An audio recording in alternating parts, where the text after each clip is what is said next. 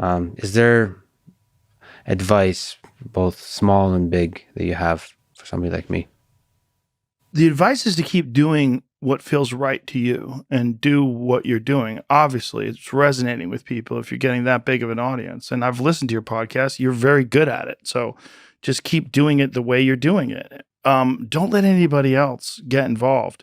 What about you've connected? I think you met Jamie at the Comedy Store. I met him at the Ice House.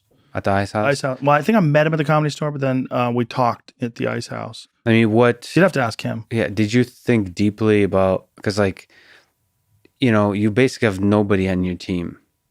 And so it almost feels like a marriage. Were you selective about, like, somebody to bring into your little circle? Well, Jamie's exceptional. He is. He's a special. I mean, he might have grown. I don't remember how he was in the early days. Maybe you could say, but he's definitely better at it. But right away, he's exceptional. He's got very little ego. Yes. He's not a guy who needs a lot of attention. He's not a guy who overestimates anything, like in terms of like negative or positive. Like his interpretation of whether it's good things that happen to the show or bad things that happen to the show, he just takes it all like flat. He's chill. He's just cool as fuck. And he's so smart. And he's so good as an audio engineer and as a podcast producer. He's the best. But he's basically one of the only people on this whole team. So yeah. How do you find, I mean, when you let people in, I mean, I'm sure other people wanted to get involved. Like, why don't you have a co-host? Like, you basically kind of, well, here's the problem with the co-host.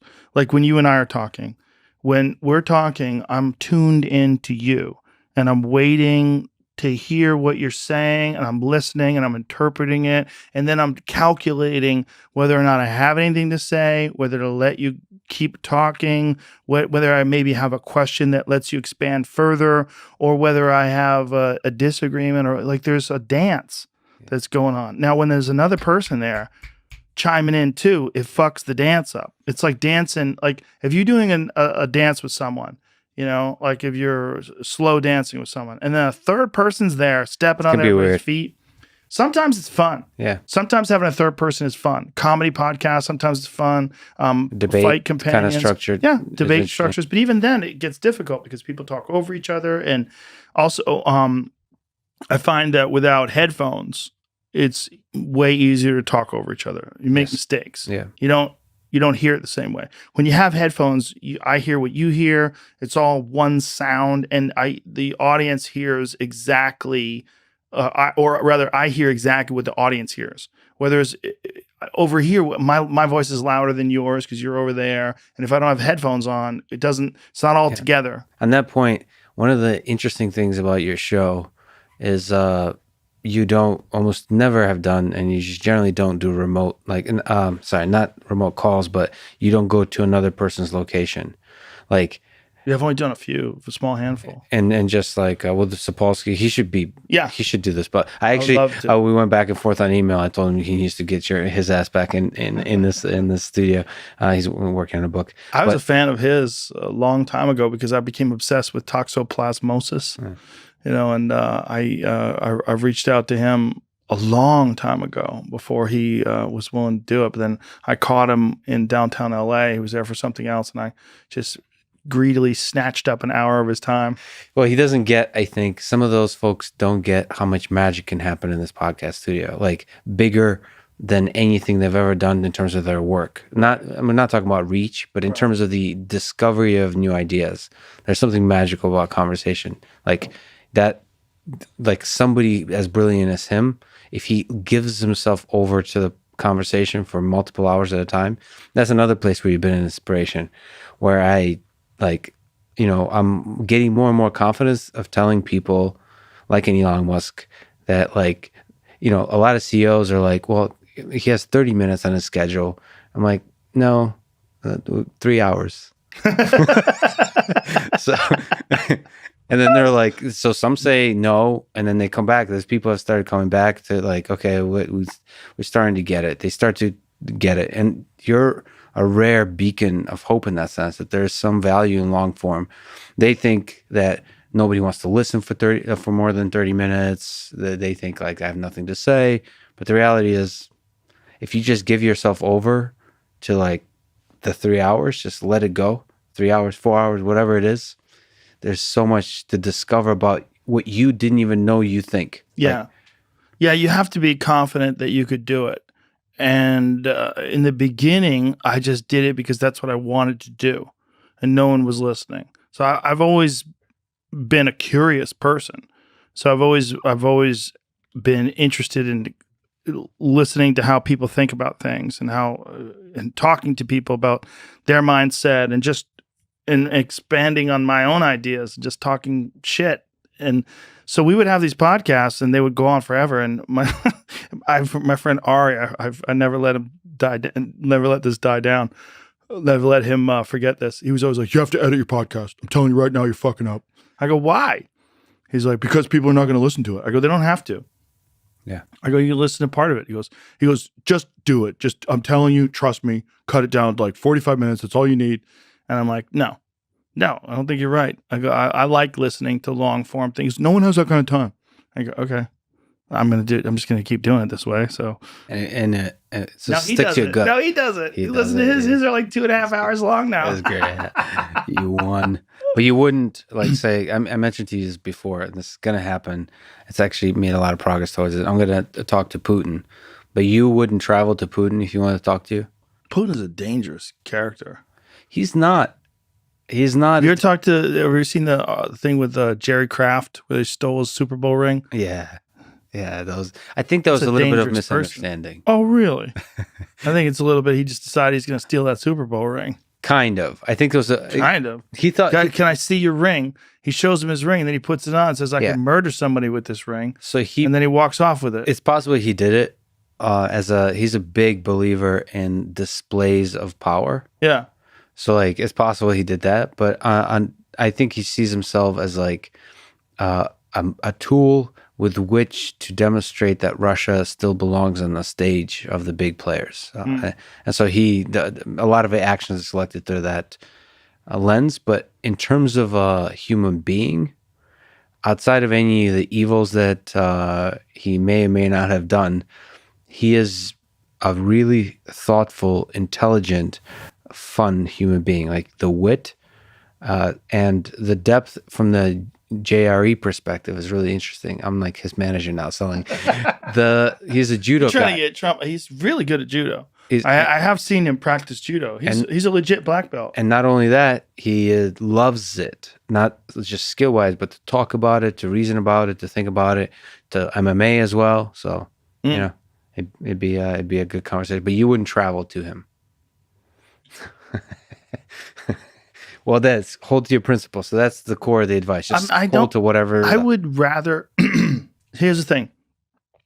There's not a person that I have to have on the show. Right. And I'm happy to talk to anybody. I'm just as happy to talk to you as I am to talk to Trump, as I am to probably more happy to talk to you, as I am to talk to Mike Tyson, as I am to talk to Joey Diaz. I like talking to people. I enjoy doing podcasts. I enjoy talking to a variety of people, and I schedule them based on, I try not to get too many right-wing people in a row or too many progressive people in a row. I don't want to get repetitive. I try not to get too many fighters in a row. I try to balance it out. Not too many comedians. Comedians are the one group where I can have 3, 4 in a row, 5 in a row, because that's my tribe. You know, those are my people. It's easy. We can talk about anything. It's a weird dance, you know. The conversations that you're doing on a podcast they're a strange dance, and you want to not step on your own feet, and you want to make sure that you do the podcast in a way that's entertaining for people. And conversations are learning how to talk to people. It's a weird skill. Yeah. It's a weird skill that took a long time for me to get good at. And I didn't know it was a skill until I started doing it. And then I just thought you're just talking. Like, I know how to talk. We'll just talk to people. And then along the way, I realized and then when you talk to people that are bad at it, you realize that it's a skill. Like particularly one of the things about my people, about comedians, is a lot of them tend to want to talk but don't want to listen. Right. Yeah. So they're waiting for you to stop talking so they can talk, but they're not necessarily thinking about what you're saying, and they're just waiting for their opportunity, or they talk over you, and I try real hard not to do that, and sometimes I fail, but when I'm at my best, I'm dancing. Yeah, ultimately the skill conversation is just really listening. Mm-hmm. Like really, and listening and thinking. Listening and thinking, and about being what they like said. genuinely curious, Yeah. and really having a take on what they're saying, and maybe a follow-up question, or maybe it's got to be real. It's got to be authentic. And when it is authentic and it's real, it resonates with people. Like they're listening and they go, oh, like I'm locked in with the way you're thinking. Like you two guys are in a conversation and I'm locked in. When she talks and you listen, I'm listening too. When he says something to her, or when she says something to him, like there's a thing that happens during conversations where you're there. Like you're listening to and it's with me, when I listen to a good podcast, I feel like I'm in the room. I feel like I'm in the room, and I'm like I'm like the friend that got to sit down and listen. Like, oh yeah, it's a great conversation. Yeah. I love conversations, so I love listening to them, and I love putting them together. And the fact that this podcast has gotten so fucking big, it's stunning to me. It blows me away. No, I never anticipated it. Never thought for a second that stupid thing that I used to do in my couch in my office was the biggest thing I've ever done in my life by far. Like people used to make fun of it. Like there's a Comedy Store documentary that's coming out, and one of the parts of the documentary is my friend Tom Segura. When he first started doing my podcast, he would be leaving and he would talk to Red Band. He's like, "What the fuck is he doing? Yeah. Like, why is he doing this? Like, who's listening?" He's like, "Oh, some people like it." Yeah. And he's like, "Fucking nonsense, waste of time." And like in the documentary, it shows like 2,000 views, like one of the early Ustream episodes. Hilarious. And they don't just like it. Really, they form a friendship with you. It's like even me, when people come up to me, like the love in their eyes is kind of beautiful. It's weird, right? Yeah, it's like you're part of their life. Yeah, and I don't know. It's also heartbreaking because you realize you'll never really get to know them back, like because they clearly are friends with you. Yes, yeah. And it's sad to see a person who's clearly brilliant and interesting and is friends with you, but you don't get a chance to return that love. And I mean, my kids, it took them a while to figure out what's going on, but people would come up to me and they would say something like, "Hey man, I fucking love you. Thanks, man. All right, hey brother, nice to meet you." My daughter was like 6. She'd be like, "Do you know him?" Yeah. I'm like, "No, I don't know him." She's like, "How does he know you?" It became this very weird conversation I used to have with young kids when I'd do this thing called a podcast, and millions of people listen. So now one of my daughters is 12, and one of her friends is 13, and he's a boy, and he goes to school with her, and he's obsessed with me. And so she's weirded out, and she says to him, "I don't even think you like me. I think you're just into my dad, you fucking weirdo." She's gonna have that conversation at a few stages in her life, like that hard conversation with a boyfriend. Yeah, probably. Yeah. That's the thing about men too. This podcast is my podcast is uniquely masculine. I'm a man, and I'm also a man that doesn't have to go through some sort of a corporate filter. I'm not going through executive producers who tell me don't have this guest on, don't talk about that. We looked at focus groups, and they don't seem to like when you do this. Like there's none of that. I just do it. So I'll have a whole podcast where I just talk about cars. Yeah. And people are like, "I don't want to hear you talk about cars." Well, good. Congratulations. You found what you like. Here's good news. There's 1,500 other ones. Go listen to the other episodes where I don't talk about cars. You don't have to listen. And it's not like your brand. You just are who you are, and that's what you do. But it's like, it's authentically what I'm interested in. All the podcasts, whether I'm talking to David Fravor about his experience with UFOs, whether I'm talking to David Sinclair about life extension, whether I'm talking to you about artificial intelligence or what, it's because I want to talk to these people. Yeah. And that resonates. I like when people are into shit. I've talked about this before, like things that I have no interest in making furniture, but I like this PBS show where this guy makes furniture by hand. Yeah. I love watching it Craftsman. because he's so into it. Yeah. He's sanding this and polishing that. I'm not going to do that. I don't give a fuck about furniture. Furniture for me is function, like this desk. Yeah. Function, it works, but I love when people are into it. Yeah. And I'm happy that someone can make it and they do a great job, but I'm not interested in the task even the finished product as much as I'm interested in someone's passion for something. Yeah, the passion that they've put into this, that shines through. Last question. I sometimes ask this just to challenge, to make people roll their eyes, to make legitimate scientists roll their eyes. Ask, what is the meaning of life, according to Joe Rogan? I do not think there is a meaning.